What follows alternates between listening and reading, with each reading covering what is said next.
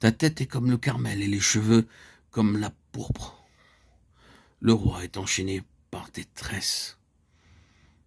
Cantique des Cantiques 7-6. Sa tête est comparée au mont Carmel, où Élie remporta la victoire auprès de Dieu et sur les hommes. Ses cheveux sont comme la pourpre royale. Le roi est enchaîné par tes tresses. Cette image splendide suggère le sacerdoce royal de ceux qui sont affranchis du péché par le sang de Jésus, ceux qui ont été faits rois et sacrificateurs pour Dieu. Apocalypse 1, 5, 6. Ils sont séparés pour servir le souverain sacrificateur à l'intérieur du voile et plaider avec lui en faveur du peuple. Exode 18, 19. Les cheveux, symbole de force. Nous avons pour modèle Samson.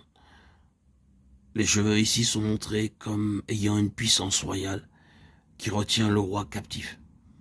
Ainsi, Jacob s'attacha à Dieu sur la pente solitaire de la colline. Il s'attacha à celui avec qui il luttait. Genèse 32, 24, 26. Dans sa vigueur, il lutta avec Dieu, il lutta avec l'ange et fut vainqueur.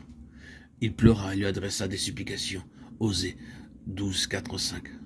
Sa force, c'était sa faiblesse. Il ne pouvait que s'attacher au roi des rois qui se manifestait à lui sous une forme humaine. Il osa lui dire « Je ne te laisserai point aller, que tu ne m'aies béni. » Ainsi, il remporta la victoire avec Dieu d'abord, puis sur les hommes. Unis au bien-aimé, l'âme apprend à agir sur les cœurs par Dieu, au lieu d'agir sur eux, avec le secours de sa grâce, pour les tourner vers Dieu. Elle n'essaye plus de gagner les hommes pour Dieu, mais par Dieu. Elle se tient sous la lumière de la Shrina, présence divine, intercédant pour le peuple.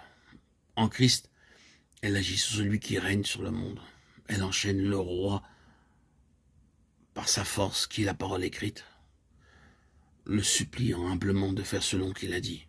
Que tu es belle, ta taille ressemble au palmier, Cantique 7, 7, 8. Que tu es belle, que tu es agréable, disent à la Soulamite ceux qui discernent en elle l'œuvre de l'artiste divin.